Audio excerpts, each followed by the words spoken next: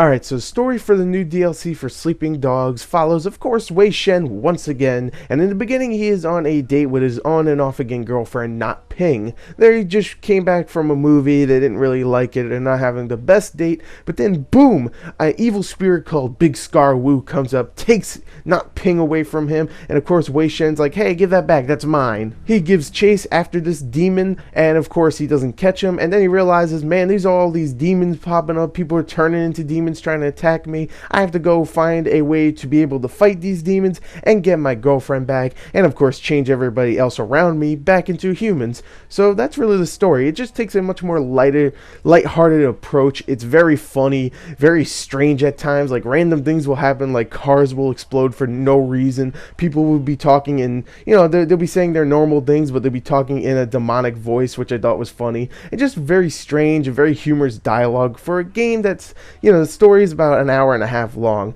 It's actually a lot of fun. Nothing amazing, not even canon, obviously, but, a lot of fun nonetheless. So yeah, I actually really enjoyed the story.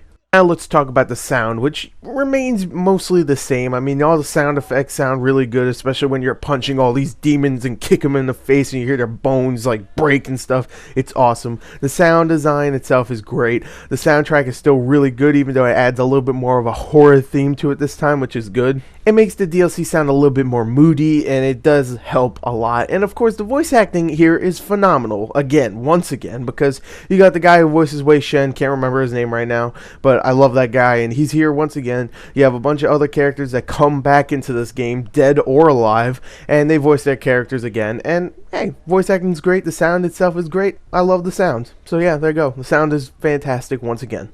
So now let us talk about the graphics, which, just like the sound, it remains mostly the same. I mean, you still have that great look of the neon Hong Kong style to the environment. You got all the character models that are great, the animations, the effects, everything is still spot on. But what they do add is that they add a moody style to the environment by making it dark and a little foggy too, just to give it that little horror theme. Of course, they also add a couple of new character models, like the Chinese version of a zombie, and they have this big skeleton dude that you have to fight. For the most part, they do look really good. They do get a little repetitious because you fight them over and over again, but for the most part, they do look good. So overall, I think the graphics here add a little bit to Sleeping Dogs.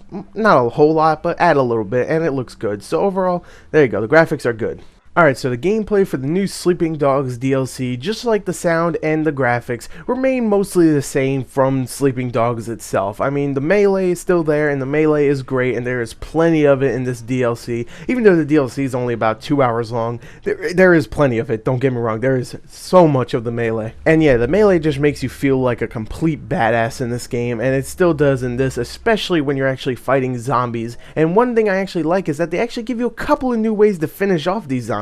You can throw them into barrels of fire, you can pick up a new magic sword and finish them off that way. You can actually go and use your face meter and actually finish them off by putting a symbol on their face, like a Chinese symbol, and then finishing them off with some like Chinese moves and stuff, and it's pretty badass. Now the rest of the DLC will either have you shoot a couple of things, literally just like a 5-minute sequence where you shoot a few things and that's it, or you drive to each mission, and that's really it. There's no big thing about it. I mean, there is some additional side content where you can go around and save civilians or finish off other demons and stuff and try to get 100% completely, but that won't take you more than 2, maybe 3 hours to do anyway, so it's not really much content in this DLC, which kind of sucks, but it's also only $7, so if you want something that has just a little bit more Sleeping Dogs with great humor, because I thought the story here was very funny, if you want great humor, some more melee combat, a couple new enemies to fight, then that's what you're going to get from this. Now, if you do not want any of that stuff and you just want,